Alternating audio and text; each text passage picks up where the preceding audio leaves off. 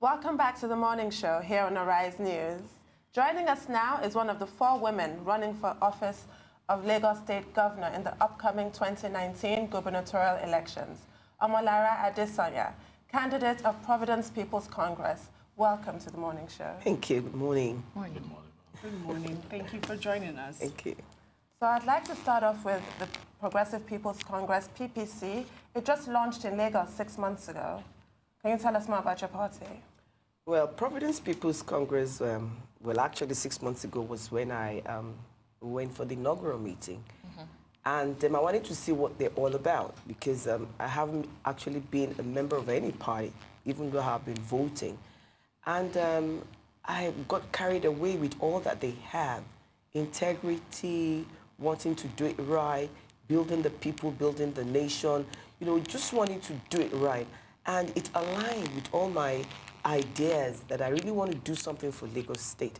And from there on, I became a member of that party. Do what right? Because so for what is available online, can you fill in the blanks, is simply that your party stands for no money, no money bags, no godfathers, and no rituals. Yes. Is that correct? Very correct. No godfatherism. Right. So actually, the party is a new party, as you know, and money, they believe that whatever you have, you bring to the table. And what do we have? We have the experience, we have our integrity, we have our trust. And if you can trust us to make use of your money, the resources of Lagos State very well, then, because when we're talking of godfatherism, then that means that when you get there, you're going to do the needful first by ensuring that, the money that was used in helping you to do the campaign and all that, you get it back. But when you're doing it on your own, because like now, everything we have been doing is just on our own. They're just giving the encouragement, the support. So doing it right and getting it right is trying to do politics the way it's supposed to be done, so that it is not just if you don't have money, you can't even try. So we believe that if you don't have money, but you have the experience and have somebody to help you to back you up, then why don't you go forward? Let me ask you these 2 questions. Yes. Sorry, Oji. First, how is that working for you going into this election? Secondly, the major opposition party in Nigeria, the PDP, which is also said to be the largest party in Africa, has not been able to unseat the ruling party in Lagos for almost 2 decades. What makes you think that your 6-month-old party in Lagos will do that? Unseating the person here has nothing to do, it has to do with God. Do you understand? Now, right now, I have been talking to friends, neighbors to help, and they have been trying. They've been supporting whatever they have, and I've been making use of that. You can see that it is not loud, but we're making use of the resources we have. Number one, we're on media, Instagram, Facebook, WhatsApp, just talking to people and let them know that you exist. Let them know that you have a stuff. Let them know that you want to do something for Lagos State. That is on. It might not be, it might not be what everybody's expecting because they expect you to fling, but we don't have that sort of money. So if we can get in and people realize that you can be a governor of, Lagos State without spending so much, because I believe you can do that without spending so much, and that is why I am here to make people understand and realize that politics is not too much of money. Yes, you need money. You need people to support you. You need people to encourage you. And at the end of the day, you're there. I believe that. So you're raising funds from your neighbors? Oh, friends, neighbors, and then if you have good character, people can testify of your, integrity and trust. And they know that, yes, she can do it. Is this your first time in politics? Oh, yes, it is my first time. I'm enjoying it. It's not easy, but I'm enjoying it because I know that when we get there by His grace, when we get there, a lot of things will be done. All right, let me take you from a different dimension completely. Okay. As a woman, of course, women in politics and the number has always been heavily debated that not enough women are in politics. But at the same time, a lot of people have always also said that those women in Nigeria who have been given very, very massive portfolios in politics have not really been a shining example for women, and almost making a case for the fact that if women are given quite enough power, they might not be able to use it.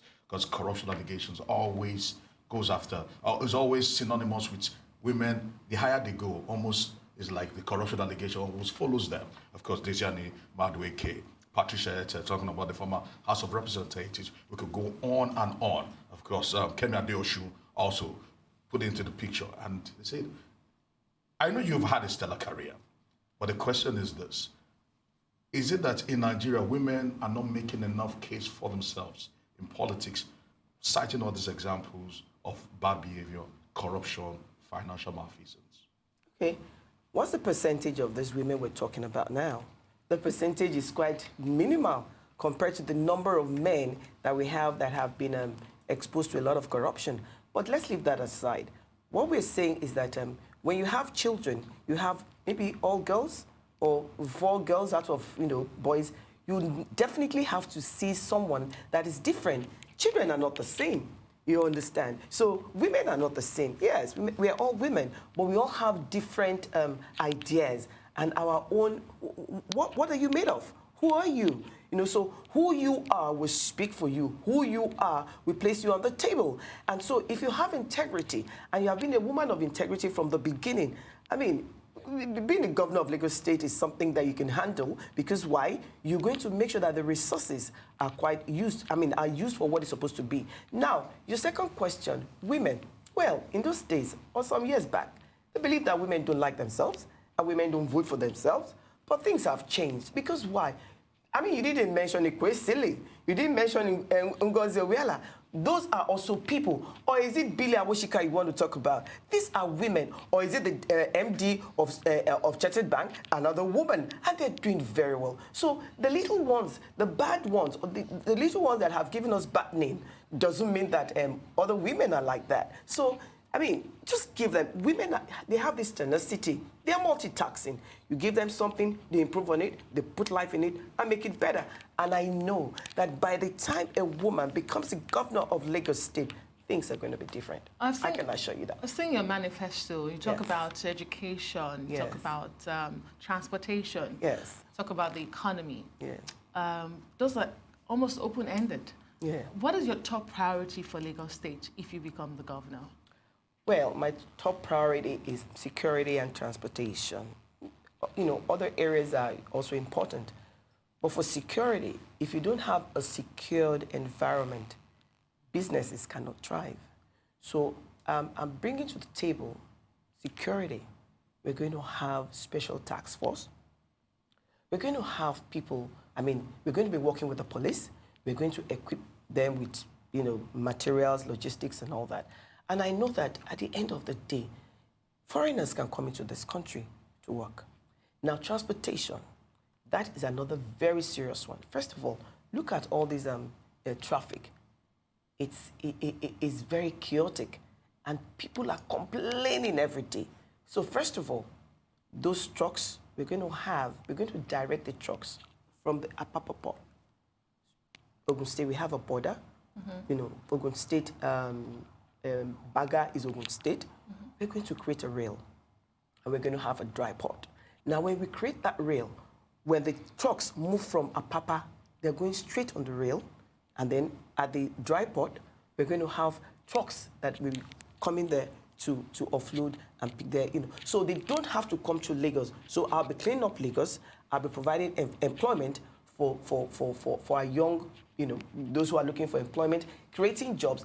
Even Ogun State will also be benefiting, you understand, and we also will be benefiting, and the whole place is, is good. That is one. 2, I'm going to make sure that the roads are fixed aggressively. Why? Because all these bad roads are actually causing a lot of traffic. So aggressively, when we have maintenance being done all the time, all those potholes being fixed, it will address the issue. Then, I'm also going to ensure that we work with the police and also special task force, because we have to protect our working force. Working force, at times, they're in the office till 10. But I realized that the police, the LASMA, by 6 they're gone, by 4 they're gone. So we're going to have a special task force. They're going to be working from morning till around 10 in the night. So at that time, they're still controlling the traffic so that when a worker who is tired from money is working, you should have a free flow to get home. So all that is going to be done. And I believe that with the resources we have, we can do it. Some will wonder, really, because when you say security as a priority for Lagos State is set to enjoy very maximum security. It's said to be one of the safest states in Nigeria. So what makes you think that security in Lagos should be a priority? You see, the past government, they've really tried. But recently we realized that there are a lot of touts. There are a lot of all these thieves. While you are in traffic, they break your screen. I mean, who will want to be in such a state? I mean, if a foreigner is there when that thing is happening, it's like, excuse me, is this where I'm coming to invest? No. So we have to make sure that our people are well secured. We also have to make sure that our environment is conducive for investment. You understand? And, so all that is why I just feel that when you're safe, then you're able to do what you're supposed to do, But when you're not safe, then there's a problem. So all this investment and generating internal revenue and all that will be a foregone conclusion. So I just believe that, that should be a priority. And then also transportation. Can you take us through your economic roadmap for Lagos, which is Nigeria's commercial capital? First of all, I know that Lagos is a special state, it's a commercial center. And I know that unemployment too, it's biting hard on so many people. Poverty is also biting hard. I have seen friends, graduates who've lost their jobs, who, beg you for money and all that, but you know that they're very hardworking. So my own priority, my roadmap, is to ensure that poverty, as much as possible, is addressed.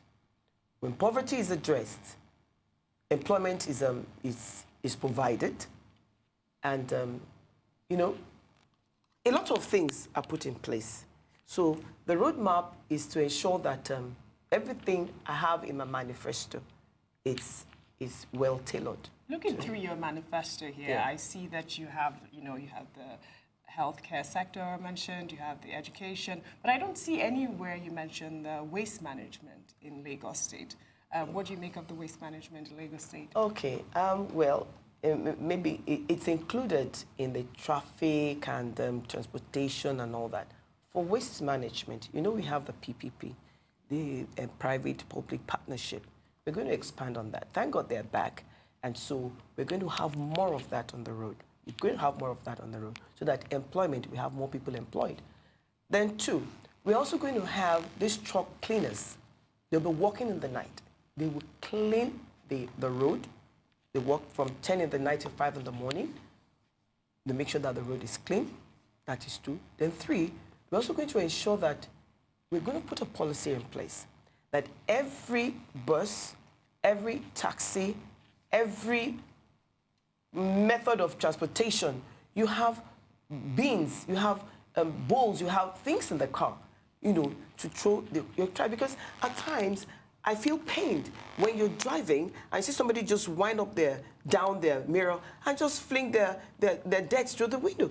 It's like we don't have this, this attitude of cleanliness. So we're going to have imposing fines. Honestly, we're going to have one. Oh yeah. All right. So you've promised the youth, because you say you want to be more youth-centric as you go into government. You promised, you're one of those people that have actually promised to youth a lot going into 2019. And I say that maybe you're just joining the bandwagon of those who know that Nigeria has a sizable youth population, and you want to just impress on the youth by saying to them that if you vote for me, we will promise you X, Y, Z. But in all sincerity, what do you really have for the youth? And are we at that stage whereby we can trust our youths enough to actually lead us? Rather, let me rephrase it by saying that, how do you see our youths impacting on your government? You see, the youths are very energetic. And so you have to involve them in so many things. This media, the social network and all that, has given a high IQ to our youths. Now, vocational skills is what I'm going to use our youths for. Yes, they're educated. Yes, they've gone to school. Yes, but most of them don't have jobs. So what are those things that they're skillful in? We're going to have centers where they're going to, and we're going to put them in association so that they can use whatever they have, you know, bring it up. It's just like that lady, Abisola Ajayi Afolakemi, who just decided, yes, CNN hero. Exactly, who decided out of her own free will that she just wants to do something, that because she doesn't have a white-collar job does not mean that she cannot do something and be known. And she started that. And before you know it, she brought many people together and, you know, trained them. So we're going to have centers like that. We're going to use the strength of our youth to do something that is unique. Because, honestly, if you give them the chance that they need, they will explore it. Let me take you back to the economy, because you had a career of 35 years at the Apex Bank, the Yes. Central Bank of Nigeria. Yes. Lagos is a microcosm of Nigeria with high internally generated funds revenue, but it also has the status of the highest foreign debt profile in the country, with a liability of over $1 billion, despite the IGR. Are you comfortable with this? If no, what are you going to do differently? Well, and nobody is comfortable with debts anyway. Well, I worked in Central Bank for 35 years, starting from my youth service to, you know, getting to that level. Now, the highest revenue generated, or the debts you said, is about 1 billion. Well, for me, I don't know whether I will add to that, because the resources that will be available to me might not be enough. And they will need the help of the international bodies, you know, to give us, you know, to invest in Lagos State. So I'm going to ensure that whatever I have, it is well utilized. Because don't forget that you have many people that will be working with you. You have your commissioners that will be working with you. And so we'll ensure that as the governor of Lagos State, that which I have will be used judiciously to ensure that the debt is reduced to the barest minimum. All right. Do you have a running mate, first of all? And secondly, you've actually... Okay, sorry, do you have a deputy? Yeah, who's your running mate? Yes, I have it, yeah. Okay, and we want to know who he or she is. Okay. And secondly, we also want to find out from you. You've never had any stint in politics. You've been heavy in the financial sector. Making that transition, how seamless do you think it will be? Because certainly governing probably Nasarawa State or governing probably Kogi State is quite different from governing a cosmopolitan city like Lagos State. Do you think you can actually take on this very massive task? Yes, I can, and I will by His grace. I have a deputy, like you said, his name is Uguntola, is an Alaji, and he too, he's experienced in politics, he's been in politics. But you see, I believe that when you're working, you're not working alone. You have intelligent people that will be working with you. We have done our research. We've gone around to see the issues that applies to different areas. And we're strategizing to know how to handle those issues. And so I believe that there is no issue or there's no challenge that Lagos State has never really gone through. There's always one challenge or the other. And there's always something to improve. There's something to make better. Don't forget the government, the past government, they've been doing that continuously. And so we're not going to stop, we're just going to make it a bit better. So I believe that we have the capacity to address this issue. We have the capacity to... How? You've not said how. How we have the capacity? Oh, in every area, we've talked, on the security, we know what we're going to do. On the transportation, we know what we're going to do. On the Medicare, we know what we're going to do. Do you understand? So, on the Medicare, I spoke about transportation and I spoke about security. On the Medicare, we've spoken to some of these practitioners and we know the issues they're going through. And so that issue is going to be And it will end. And once it ends, all these strikes, continuous strikes all the time, will be a foregone conclusion. That's number one. And then number two, we're also going to ensure that drugs are available, equipment are available. And then we'll also be, connecting with the international bodies to support us in our health foundation care so that the poor, the needy, the elderly, the children who cannot, have direct access to all these things, they have it. We're going to have centers that are going to help, women to get to that place where they're supposed to get to, and then reduce child mortality. So a lot of things are going to be in place once we get there. Honestly, I believe that. What support do you have from the various interest groups in Lagos for your governorship bid? The state is a potpourri of different ethnic nationalities and traditional institutions. It's a real melting pot. How much support have you gotten from the different ethnic groups, nationalities, and interests in Lagos State? Not much of support, though. But I believe they will support. They will support. They've promised. But we haven't seen anything, no reality yet. But I believe that they're going to support us. Yeah. The major opposition party in the country and in Nigeria, again, I go back to this party because it has the structures and in comparison with your party. But, going into this election, the major opposition party in the state says it is on a mission to free Lagos from the hold of one man. Do you also think that Lagosians need a rescue mission? I don't think so. For me, it's all about the people. It's all about the people. And I know that, yes, well, a particular party has been there. There's no big deal about that. They've done what they can do. But this time, a new face is coming out. Oh, I can do it better. Oh, I can add to it. Oh, I can improve it. So I just believe that opportunity, especially for a woman coming out for the first time, a woman that believes in herself, that believes that she has integrity, and that she believes that if they trust her with the resources they've made available to her, she's going to utilize it properly. I mean, people can talk about my record. For 35 years, working in the Apex Bank for 35 years, oh my God, it's not easy. And as a matter of fact, the last place I worked was the banking supervision department. So we're always relating with people. So honestly, putting yourself forward, you're putting let them trust you. You're putting your integrity forward. So that, that a government has been there for decades, it doesn't really matter. Do you understand?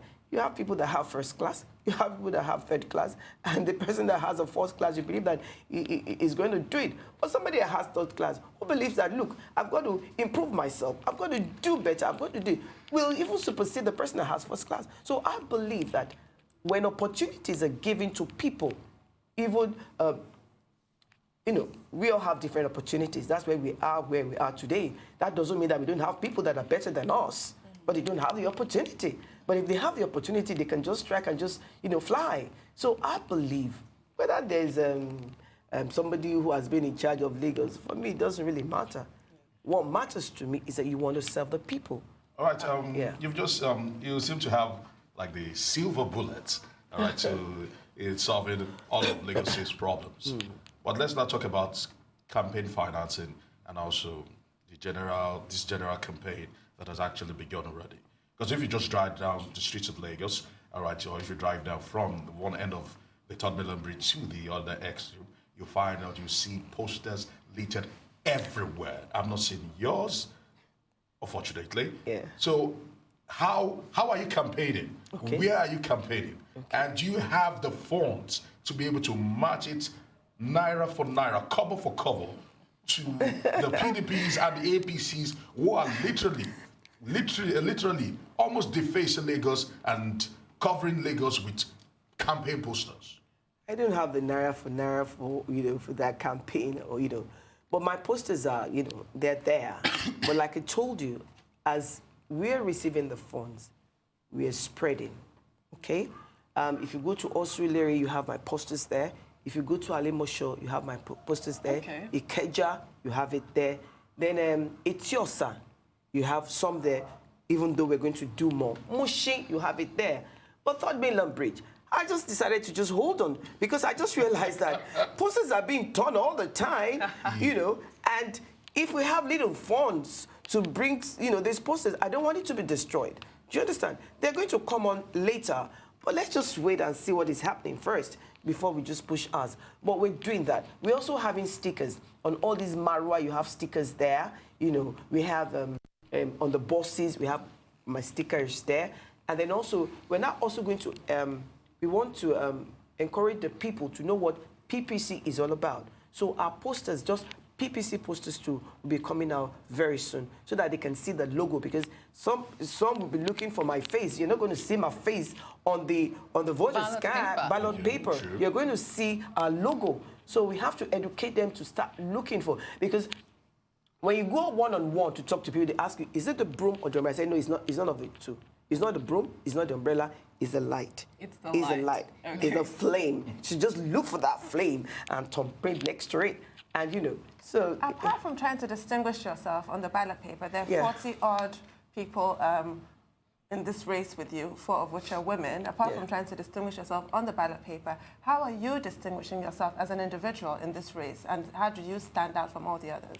Well, honestly, I know that we're about 42 governorship candidates. I felt I was the only lady because I haven't seen any other woman. Honestly, first of all, I like to know the other women so that we can, because it's just a race. We're all the same. We're women. And I would love to, let's encourage one another. Anyone that gets there, it's not a do-or-die race. I must commend you as not a a do-or-die woman race. in this race. And I Yes. saw that in your policy document, you have like a woman empowerment Yes. thing Yes. in there as well. Yes. What do you have for women? Oh, policy for women as a empowerment? woman, I have a soft spot for women. Now, I'm going to have a department. I'm going to create a separate department, for women. And it has to do with those that have been abandoned and disadvantaged. I'm talking about the widows. It seems as though they've forgotten them. When their husbands were alive, they were able to take care of their children, they were able to afford their rents and all that. But when that man passed on, apart from the problems from the in-laws, they were not able to train their children, they were not able to pay their house rent and all that. So we're going to have something. Women, we have this tenacity, and we're multitasking. You give a woman something, she improves on it. That's the way we're created. I'm sorry, but that's the way we... Sorry. Because since you mentioned women, She didn't. I want to know how you're going to distinguish yourself, and also some specifics from your economic roadmap. You didn't answer that either. Okay, how I'm going to distinguish myself from the other women. No, from the other candidates. Oh, from the other other 40 candidates. candidates, Wow. Well, I'm special with what I have brought, out in respect of my manifesto, and then I'm going to have more women also on my team that are going to be working with me, and I'm going to, well, a follow-up to that question. A follow-up to that question. Yeah. Because statistics, don't say wrong. According to INEC, in the last elections, we had more men coming out to vote than the women, despite the numerical strength of women in Nigeria. You have been interfacing with people one-on-one. Your campaign seems to be like a door-to-door thing. Yeah. How much of a buy-in are the women having into your project as being the first female governor in the country? Excited. The women are excited. Honestly, I've spoken to so many women I've never really met. It's like, a woman is coming out in Lagos State. She's that bold. What's happening? And when I speak with them, it's like, please come out. Let's meet with you. Let's know you. But on the election day, the figures say differently. Well, for now, I'm talking to you now about what I know, what has been happening. Before, I can't really say much about that. But the excitement on the faces of women that they really want a woman to come up, and because a woman will understand them better and they'll be able to talk to that woman. And so the meetings I've been having with different people, the market women, in different areas, in Ikorodu, they're excited. It's like, oh, so let's see what a woman can do. Let's see whether what she's saying she's going to do is what she's going to do. Or is she just talking? Or is she going to act? Is she going to, walk her talk? And I keep assuring it, look, I've retired. I've retired. So what I want to do is just to serve. just to help Lagos State, just to improve. Because, I mean, the past government have been trying, but to improve and expand the areas that needs to be expanded. And, Have you been endorsed by the Market Women's Association? Because earlier I asked you about interest groups. The Lagos State Market Women's Association is an incredibly powerful one. Have they endorsed you as their candidate? Not yet, not yet. But you're working on that? We're working on that, yeah, not yet. All right. Of course, you said that you're actually retired. Yeah. Right now, you're actually actively in politics. Yeah. What would you be doing?